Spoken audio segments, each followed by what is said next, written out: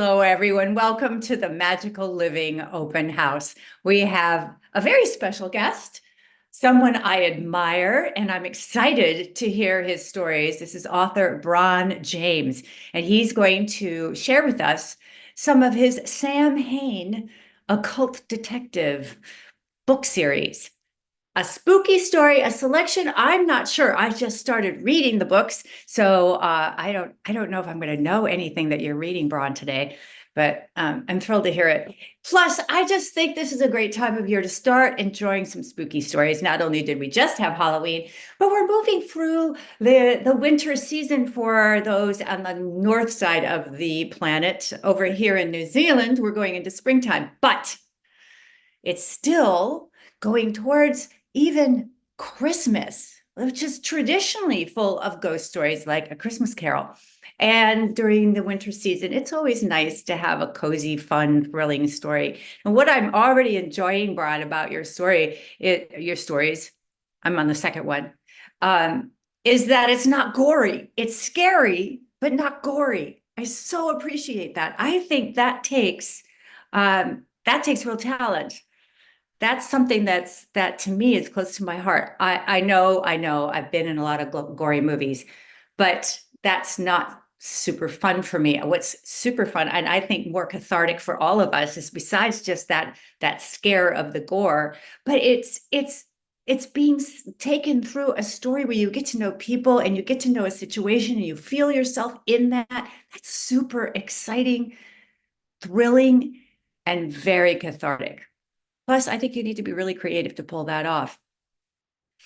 Bron, is there anything you would like us to know about the process of developing this before we hear the story, or do you want us to just jump in? I mean, we could just jump in, but I mean, firstly, thank you very much for that introduction. That was fantastic.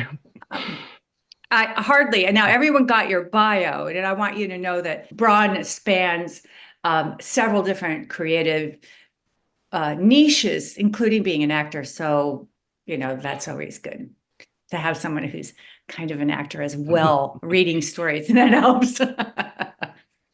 I mean, yeah, I started off life as an actor. Actually, no, that's a lie. I started off as an infant, as most organic beings do. But my earliest dream was to be an actor. And that's kind of the road that led to Sam Hain. I mean, the industry can be like, it's fickle at best. Yeah. You can have like a good string of work and then just a dearth. Yeah, and for sure.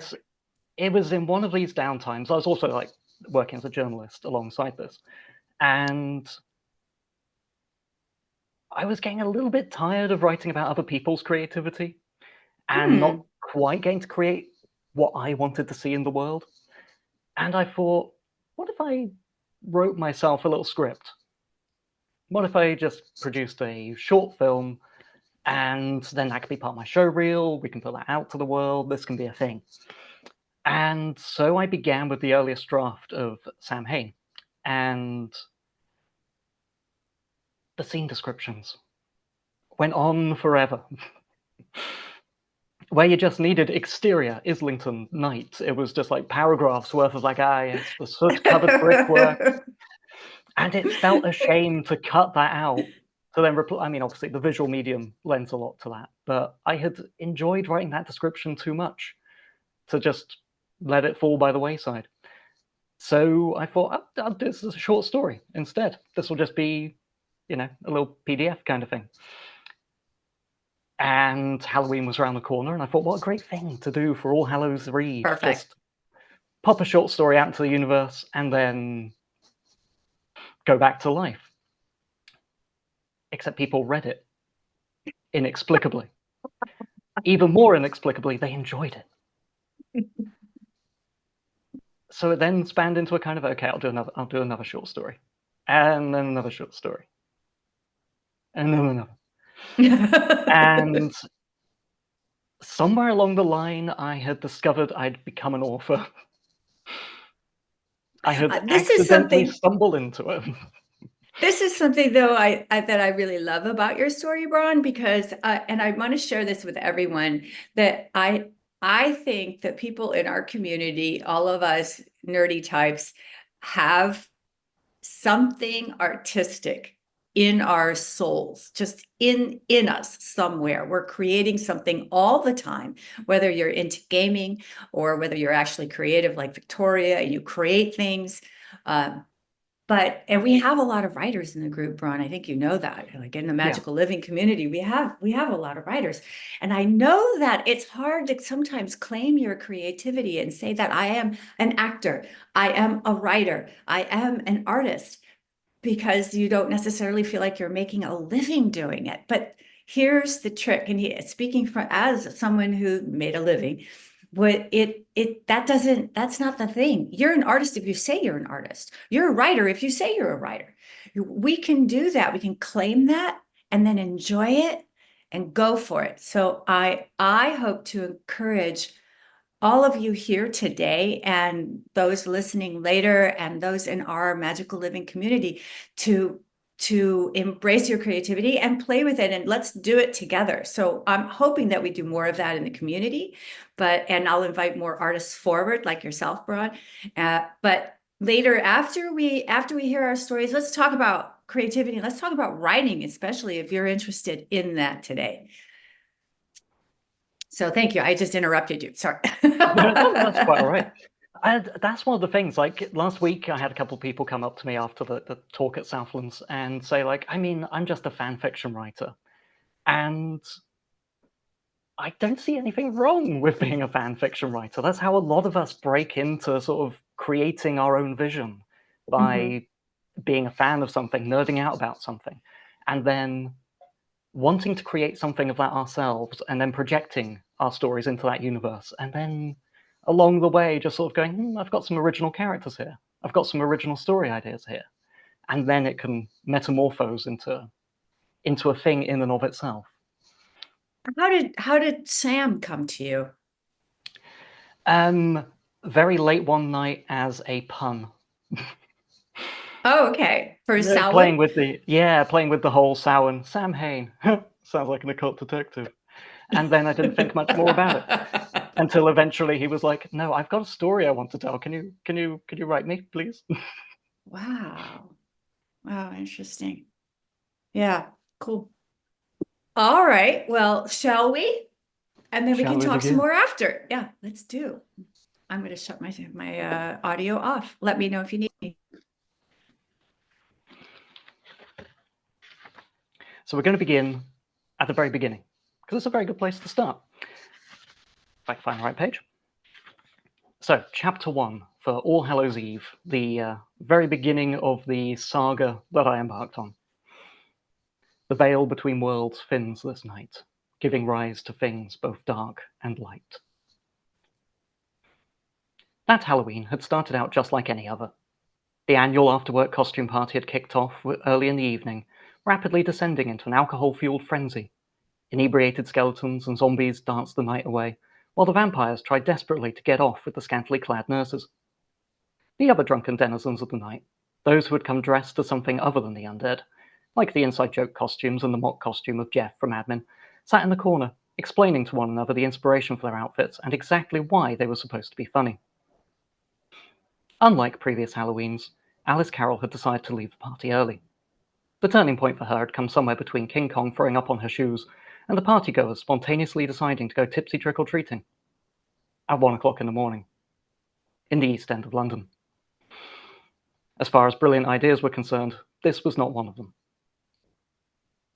Alice could only see a group of drunk Halloween caricatures knocking on people's doors in the small hours of the morning, turning out particularly poorly. Having rinsed the last of King Kong's vomit from her formerly bright yellow shoes in the kitchen sink, Alice brushed back her blonde hair and put the comically springy antenna of her sexy bee costume back on her head. Throwing her denim jacket around her shoulders, she took her leave. She managed to leave the party with very little hassle. Alice had let her flatmate Rachel know she was going to start heading home, to which Rachel had responded with an "Oh no, you should stay," before drunkenly dancing off in the direction of Frankenstein's monster. Other than that, everyone else seemed too wrapped up in their night to notice the girl in the yellow and black striped corset leaving. Alice walked through the crowded hallway, pushing through groups of chattering ghosts and werewolves, squeezing past the wholly unsettling sight of Marilyn Monroe making out with the creature from the Black Lagoon. She slipped out of the front door, sliding through the team of off-duty Ghostbusters who were congregated, chain-smoking, on the doorstep, and began to make her way down the road. She was thankful she didn't have to keep explaining she was leaving to everyone she passed. There was nothing more frustrating than repeatedly having to answer that yes, she was leaving, and no, she couldn't stay a little bit longer, when all she wanted to do was get home. It did feel surreal, though, going straight from the loud, crowded house party onto the quiet, empty streets, alone and without really saying goodbye to anyone. The walk home was an old and familiar one. Alice had moved to Islington a little under a year ago, but she had already found the roads which made her feel most at home. Her favourite part of the walk home was up for an old street just off of the main road. It was the kind of old side alley street which would host a farmer's market on Wednesdays and an antique fair over the weekend. There was a distinctly quaint old London air to it. It felt like a small bubble in the city, separated from the rest of Metropolis and seemed perpetually stuck in the past. For Alice, it was a homely street. It was where she frequently bought her vegetables midweek, and where one weekend she bought an old mantel clock for a £5, only to discover upon getting it home that it did not work. However, this night, on Halloween, in the cold of winter, when no other person was about, save for the small groups patrolling the main road an alley or two away, there was something eerie about this old cobbled street. Alice's every footstep echoed off of the aged, soot-covered brickwork. In the distance, she could faintly hear the noise of parties finishing their pub crawls out on the main road. The distant sound of the crowd made her feel almost safe, not entirely alone in the night, but somewhat vulnerable too. Getting home, she thought, could not come soon enough. She walked through the empty streets back to her flat, the boggle-eyed, springy antennae bouncing annoyingly as she went. The sexy bee costume had been a dare, a forfeit for having to work a slightly longer shift and turn up late to the party. It had never really occurred to Alice exactly why the sexy bee costume existed. It wasn't the most intuitive of sexy costumes. Most bee drones lived out their entire lives as virgins, and queen bees were hardly renowned for being gentle lovers.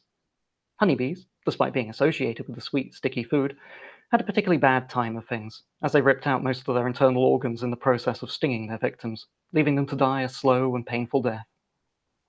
In fact, Alice thought, there was very little that was traditionally sexy about bees. It also wasn't the best choice of costume for walking home on a cold winter's night, but here she was in the stripy corset and black lace tutu, walking the cold, dark streets of Islington. Maybe it was the in-depth thoughts she was having about bee costumes, or the mild detachment from reality caused by more jellied vodka eyeballs than she would care to count, but Alice had failed to notice that she was being followed. A short distance behind her walked a man. He was hunched over, his neck craning forward and his head angled almost entirely parallel to the ground, with a hood pulled low over his face. He shambled along the cobbled street, stumbling on the uneven road, and stopped in his tracks when Alice eventually turned to look at him. The man stood eerily still. Although she couldn't see his eyes, Alice could feel him watching her. The noise from the nearby main road had fallen silent, as if everyone had suddenly decided to call it a night, and a haunting quietness hung heavily in the air.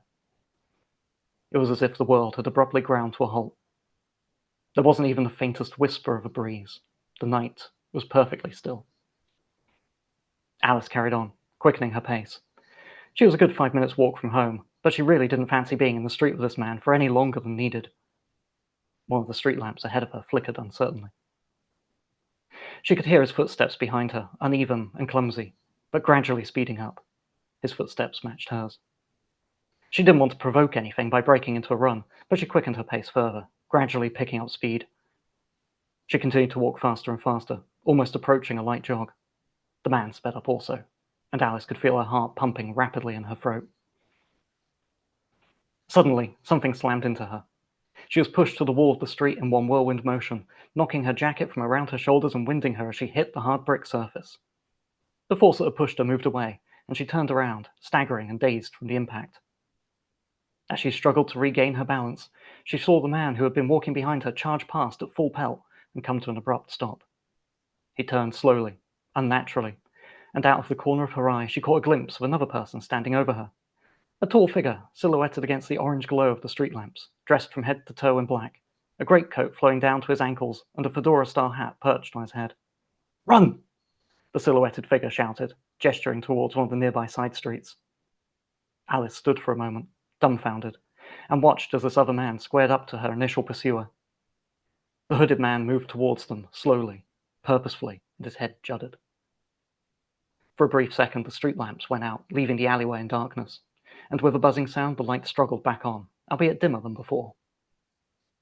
The man in the coat and hat turned to her again and waved his arm frantically in the direction of the street. Go! She didn't think to question the man's orders. She ran. The bee antennae bobbed up and down irritatingly in front of her face, swinging back and forth and bouncing off of her forehead as she sprinted away. She didn't stop to catch her breath as she ran, and even sacrificed one of her shoes to the night as she continued to sprint as fast as she could through the winding alleyways. Behind her, Alice heard a loud zapping sound, and something not unlike the crackling of electricity. She turned to see the street behind her illuminated by a bright blue flickering light. She squinted at it for a second, before carrying on running in the opposite direction, away from whatever the hell that was, and unwittingly, away from home. She had not been down these streets before, and in her panic and confusion, she had lost all sense of direction. Rounding a corner, Alice allowed herself to slow her pace, from a sprint to a jog to an exhausted but hurried walk. Eventually, she came to a stop. She leaned against the wall, struggling to catch her breath as a mix of panic and exhaustion overwhelmed her. Looking around, Alice tried to get her bearings. She was in a back alley, the narrow street lined with old, scorched brick walls, and every few feet sat small piles of black bags. The way was lit by only a few dimly glowing street lamps, giving everything a gentle orange hue. An icy wind blew through the alleyway, chilling Alice to the bone. She shuddered, wrapping her arms tightly around herself to brace against the cold. In her panic, she hadn't stopped to pick her jacket up before running. She paused, trying to make sense of what had just happened. She vigorously rubbed her arms, which were starting to pimple in the cold of the night, to keep at least a little bit warm. Whatever had happened back there didn't matter, she concluded. What did matter was getting back home, back into the warmth, and as far away from strange men in hoods and overcoats as possible. Reaching into the breast of her corset, Alice pulled out her phone. Thankfully, she didn't like leaving her valuables in her jacket pockets. She fumbled with the screen lock as she tried to calm her sudden rush of nerves. She flicked her way through the pages of apps and tapped at the maps icon impatiently, desperately hoping it would tell her what road she was on now and the best route home. Location settings disabled. Insufficient data. Shit, Alice muttered under her breath. She tried calling Rachel, but it didn't matter where she stood. There was no signal. She sighed in frustration and squeezed her phone back into the corset's breast. As she stood there, perplexed and alone and more than a little bit frightened, a tall figure loomed out of one of the pitch-black alleyways. It stepped into the dim, orangey-yellow glow of the street lamps. Alice let out a slight whimper when she caught sight of the ominous silhouette. The figure stood for a moment, eerie and unmoving. The recognizable shape of the coat and hat did nothing to calm Alice's already frayed nerves. "Sorry about that," the figure spoke in a calm and friendly voice, the greatcoat billowing out behind him as he made his way forward. As he came closer, Alice knew for certain it was the man from a few moments before, and although it seemed like it would be a good idea, she didn't feel compelled to start running again. The man leaned against the wall next to her. "You okay?" "Really? Do you think I'm okay?" Alice immediately exclaimed, staring almost accusingly at the man. "I've been followed home by some creepy guy. I've been pushed into a wall, run from a fight. I've had King Kong throw up on my shoes, one of which is now missing. I'm cold, I'm tired, I'm dressed like a slutty bee, and I don't know where I am anymore. Am I okay? You bloody tell me." Most of Alice's fear and panic had converted itself into anger. She just wanted to get home and be done with the night. The man simply looked into her eyes and smiled kindly at her. "I'm sorry you had to experience all that," he said, far too calmly for Alice's liking. "These kind of things, they shouldn't happen. Difficult to keep on top of it all at this time of year, of course." She glared at him and got the first proper look at the man since he'd rather abruptly slammed her into the wall. He must have been in his mid to late 20s, possibly early 30s, and a little over 6 foot tall. His scruffy, mid-length dark brown hair flowed out from under his hat and rested on the upturned collars of his overcoat. A silver talisman, a 5-pointed star contained within a circle, hung from a cord around his neck. It looked as if he'd decided to dress as a contemporary Van Helsing for Halloween. "What? What are you talking about? What was all that back there, and who the hell are you?" Alice asked, still on the offensive. "And what about the other guy?" "One question at a time," the man said wearily. "First of all, That was something which crossed the threshold from another world and into this one. I came to send it back. Alice simply stood staring at him, incredulous. He continued. This is one of those strange, supernatural stories people read about online or in Esoteric Express. Most people dismiss these stories as myths, rumors, or hoaxes. He chuckled. If only they knew. He was incredibly matter-of-fact about the whole affair, and Alice couldn't help but wonder if this was all some kind of elaborate Halloween prank. It's gone now, though. Back to the void space, where it belongs. At this time of year, the veil between worlds is incredibly thin. Easier for them to cross the threshold, but easier for me to send them back too. He straightened his lapels with the air of a man congratulating himself on a job well done. Alice was silent for a while, just staring at this man, taking in everything he was saying, but refusing to believe a word of it. She shook her head, and with a sarcastic, "Yeah, right," she began to hobble away. She took off her remaining shoe to even herself out. She'd had more than enough of this evening, and wasn't going to put up with much more of this nonsense. No, you're quite right. It's all rather hard to believe. Too far-fetched, he retorted, and tipped his hat in her direction. Have a good evening. Alice turned to give him a snarky response. Her evening had been far from good by anyone's standards, but he had vanished. It was as if he had evaporated into thin air. Oh, I've definitely had enough of this evening, she concluded, and scurried back the way she had come, hoping to find her way back to somewhere she recognized. It didn't take long for her to find somewhere vaguely familiar, and once she had got her bearings, she headed straight for home. Almost falling through the door to her flat, Alice stumbled in, overcome with stress and fatigue and alcohol, and she unceremoniously flopped herself onto the sofa. She had barely taken the ridiculous bee antennae off of her head before she fell asleep, and drifted off into a strange and uneasy night's dreaming. That night, she was haunted by strange visions, of tall men in overcoats fighting demons in hooded jackets, of a giant gorilla climbing the Empire State Building with a yellow high-heel shoe, and of bees with weirdly cartoony eyes on springs dancing seductively. It was not the best night's sleep she had ever had by any means. So I'm going to pause there briefly, have a sip of tea, and also, how are we doing for time? Oh, we're great. We're great. Good timing for Would chapter 2? you all like to hear more? Don't you want to hear more? I do. Yes, yes, indeed. Of course, Carrie's like, of course. Yeah. You can take a sip of tea anytime you need it. We don't mind. Oh, good. Everyone's. Alice woke up the following morning with the hangover from hell.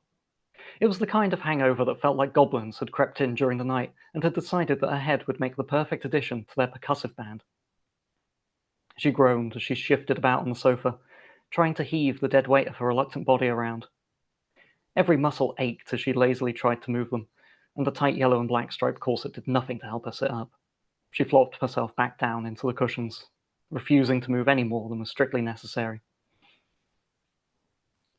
She blinked dazedly into the room, slowly adjusting to the beams of cold morning light which poured in through the window. Her eyelids seemed to make a scratching sound as she blinked, her eyes dry and feeling like they were held in place by clamps. Screwing her eyes tightly shut and giving them a firm rub, Alice squinted out into the world. Through blurred and bleary vision, something caught her attention and startled her into feeling much more alive. It was the clock on the mantelpiece. There was nothing particularly startling about the clock in and of itself. It was just an old mantel clock. But the angle at which its hands were positioned. 2 o'clock. Alice's brain felt as if it had been given a kickstart. 2 a bloody clock? How did I sleep so long? I'm late! Moving quicker than she believed she was capable of, Alice swung herself around and leapt up from the comfort of the sofa. The world continued to swing ever so slightly after she had stopped moving. She swayed a little while she tried to keep her balance, and staggered forwards like a fawn learning to walk. Earlier in the week, she had rearranged today's shift for the afternoon, anticipating precisely this kind of day after the party. She hadn't accounted for sleeping in for quite so long, though. Reaching for her phone, which lay unceremoniously on the floor a few feet from the sofa, she thought she had better call in and make her excuses for why she was coming in so late. Or better yet, try to get away with taking a sick day. She swiped her finger across the phone screen and saw the time displayed in big, friendly-looking digits. 9:47. 9:47?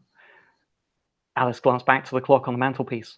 Its hands remained adamant that it was 2 o'clock. It took a little while for her to realize the reason for this discrepancy. bastard thing doesn't even work. She shot an accusing glare in its direction for daring to deceive her, and breathed an exaggerated sigh of relief. It was just as well, she thought, that she didn't need to rush to get into work on time. The world was a terrifyingly spinny and frobby place that morning, and rushing would certainly do her no favours. Alice resolved, as she so often did after a night out, never to drink again.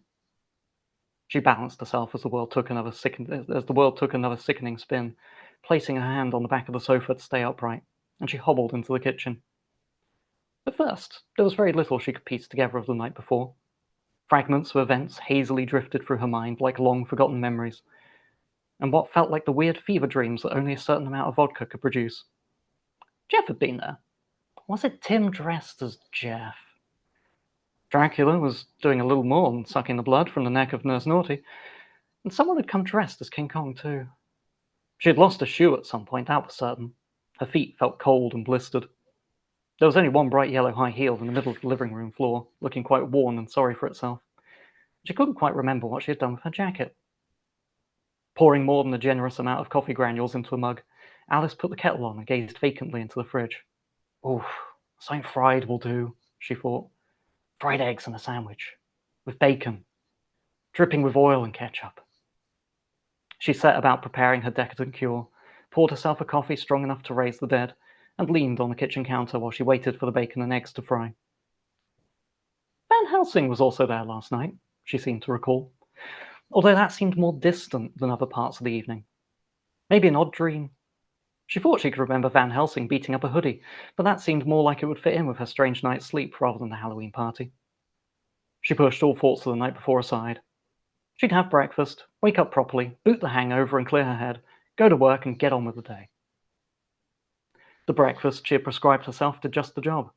The strong, bitter coffee scared off the fuzziness in her brain, and the sandwich, dripping in grease and ketchup and packed so full with eggs and bacon she had to open her mouth as wide as she could just to take a bite, helped her feel a little bit stronger and more steady, even if it did rest heavily in her stomach. She still felt a little fuzzy, her vision slightly blurred around the edges, like an artful vignette, but at least the pounding headache was starting to ease off, and she didn't feel half as nauseated as she did before. She made her way into the bathroom, turning on the tap with a deafening whoosh of spray, and splashed her face with a handful of cold water. It was a refreshing sensation, and one she hoped would wake her up properly.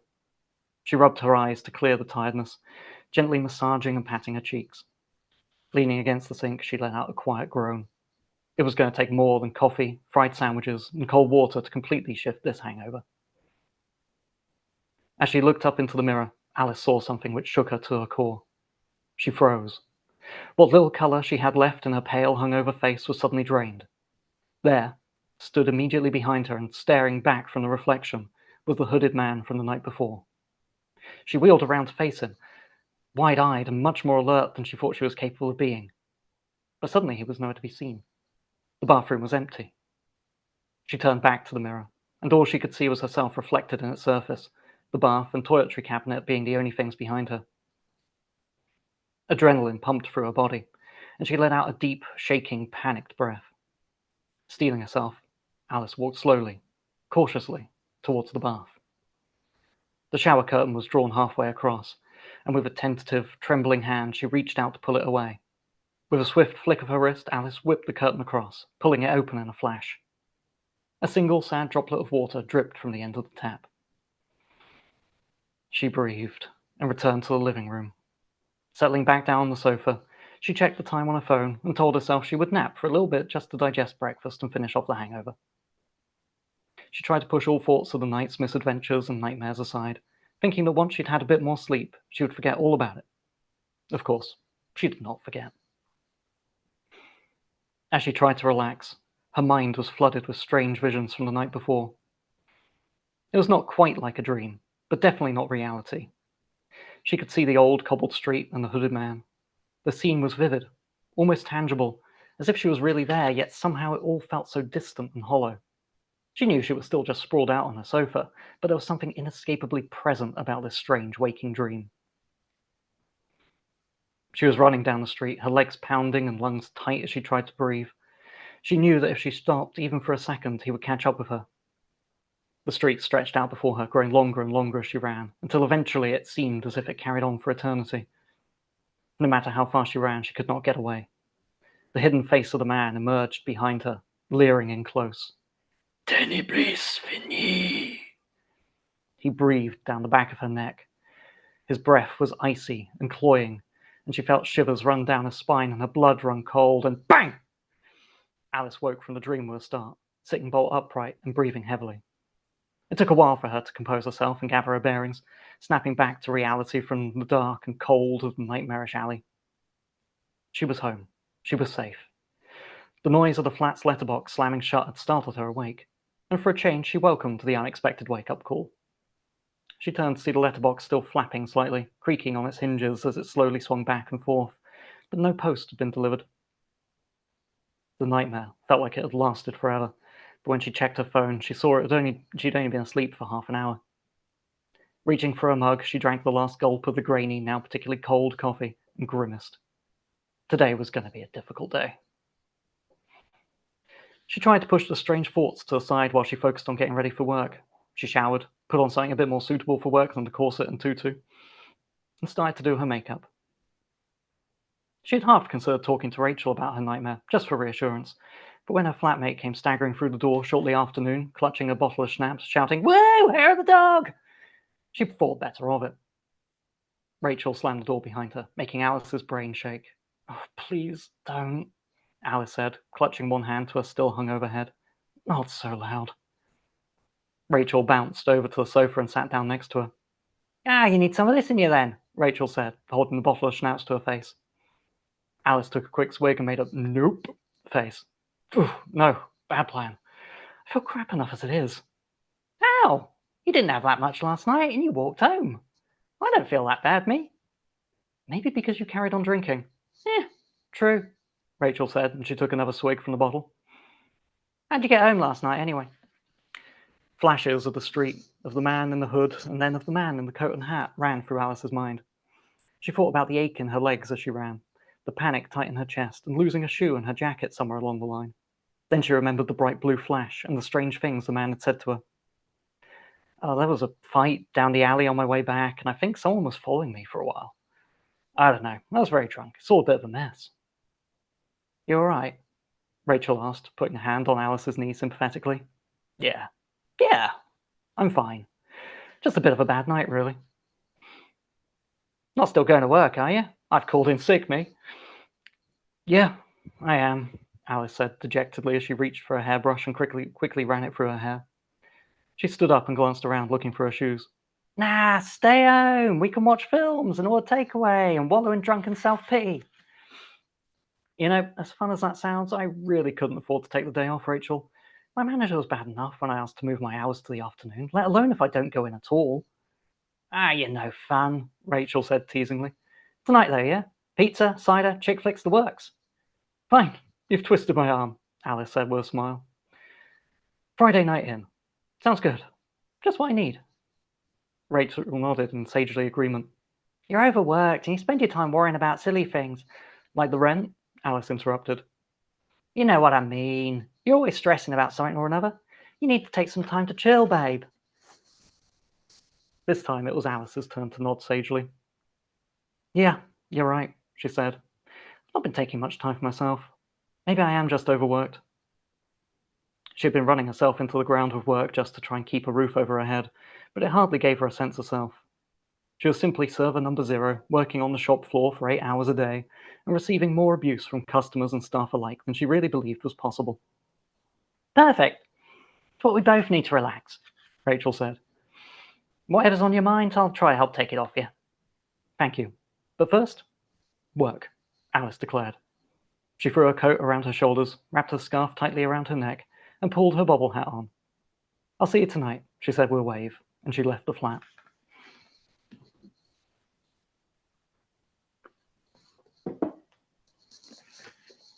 The weather outside was bitterly cold that afternoon. It was the kind of weather that was equal parts refreshing and misery-inducing, and Alice was much more inclined to feel the latter. She sat huddled on the crowded tube carriage on the way to work, nestled under her thick woolen coat and wearing more layers than she could count. Her scarf was tightly wrapped up around her neck and pulled up to cover her nose from the cold. She much preferred the summer. At least it was warmer on the underground than it had been outside. even if the air was a little dusty. This journey always made Alice feel miserable, always dreading stepping off of the tube and walking around the corner to the store where she worked. Day in, day out, she would fall into the same old routine, sat on a claustrophobic and increasingly packed train, where all she did was, and then heading into work, where all she did was stand behind the tills, serving customers and packing their bags, likely getting shouted at because she wasn't folding their shirts quite right, or receiving disgruntled remarks whenever she had to direct someone to customer services. Then she would likely make fewer sales than her co-workers and be told to up her game if she wanted to make it in retail, which, of course, she did not. Same old, same old. The tube had been stopping and starting from the minute they pulled out of Highbury and Islington Station. Something to do with signal failures on the Victoria line, although Alice wasn't really listening. For the second time that day, she was worrying that she'd be late for work. She may not have wanted to go in, but nor did she want to announce her lateness after management had already picked her up for clocking in 10 minutes late because of a delay in the past. She glanced at the time on her phone. Not too late yet, she thought. Should have 5 minutes to get there from the station. As if to mock her optimistic outlook on time, the train came to a grinding halt again. Sparks flew up outside of the window, briefly illuminating the normally unseen passages of the London Underground. A number of men in suits tutted with world-weary irritation as the tube came to a full stop.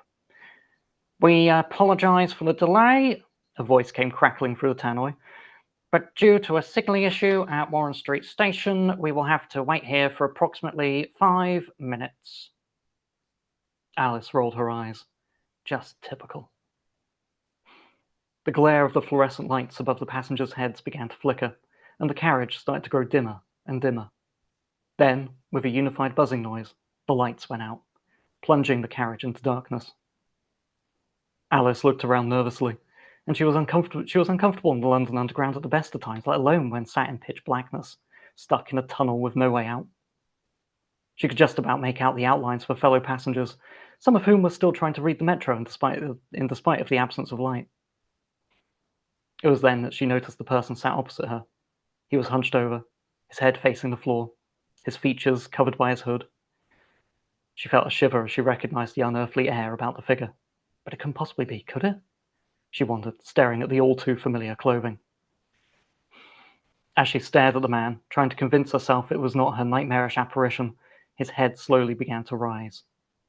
The lights flickered back on for only a moment, and she saw him staring back at her with haunting, unblinking eyes. But they were not really eyes. Where eyes would normally be, there were two almond-shaped black holes. They didn't look so much like holes into the head, but holes torn in the fabric of reality. And it wasn't really a blackness as much as it was nothingness. Alice froze in fear, unable to break her eye contact with this thing that seemed to have manifested itself from her nightmare. She was too afraid to blink, and she could feel the man staring into her soul with his unseeing, non-existent eyes. He stood up and leaned forward, putting his face directly in front of Alice's.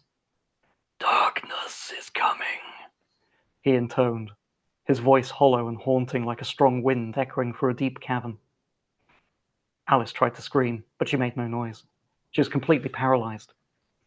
The rest of the carriage seemed utterly oblivious to the man now leering so ominously close to her. With another silent scream, Alice tried to kick the man away from her. The train jolted back into motion, and the lights snapped back into life just as Alice's legs kicked out. The man was no longer leering over her. Her head was throbbing with pain worse than before, and she looked around the carriage nervously. It was perfectly well lit, still filled with men in suits reading newspapers, but there was no sign of her nightmare. The man sat opposite her was just an elderly gentleman, reading the newspaper through his bifocals, and he most certainly had proper human eyes. She gazed out of the window, trying to calm herself as the tube stopped at the platform for Warren Street. "The next station is Oxford Circus," announced the automated service. Alice briefly toyed with the idea of just staying on the Underground until the end of the line, but she couldn't really afford to take the day off, especially not on a whim. She'd already been given a written warning for taking 2 sick days, and management had told her that a third would result in a non-specific disciplinary action. Begrudgingly, Alice stood up and made her way to the carriage doors, off to face another tedious day. And thus concludes Chapter 2. Do you have any more in you, or are you done? One of the things I love about your reading is your ability to, step right into your character. So you keep stepping back into your character. And I mean, from like the automated message to her friend Rachel, so you're able to embody these voices, which is really great. Oh, well, thank you. What the other thing oh, Patrick says he does do great delivery, wonderful reading. Says like, yeah, it's great. But one of the things that I think is so hard as a writer is to have the patience to lay out the descriptions that you do. Did you all notice that? Like when we're fully, completely can see Alice, we can see her outfit, we can see her journey, we see her apartment, her flat, we can see these things because you've taken the time to describe it, but there's more to it than that. I'm not putting this very well. Yes, you set the scene very well, but it's also you're able to use description it as also a form of entertainment. Any last thoughts you'd like to leave us with? Oh, I was just going to say thank you all for being here, and thank you, Pat, for hosting me. Oh, no, Bron, thank you so much. Thank you for sharing your work and for giving us all some great ideas, for inspiring any creativity that's been inspired in everyone. And you certainly have inspired me, and I appreciate it. Thank you. Thank you guys for being here. It's really great. Your presence means a lot. It's one thing to get a replay, but we really appreciate you being here live because it gives us energy to then give to you. Thanks, everybody. Have a great rest of your day, and hope to see you soon. All right. Thank you. Thanks, Have a good one, Bron. guys.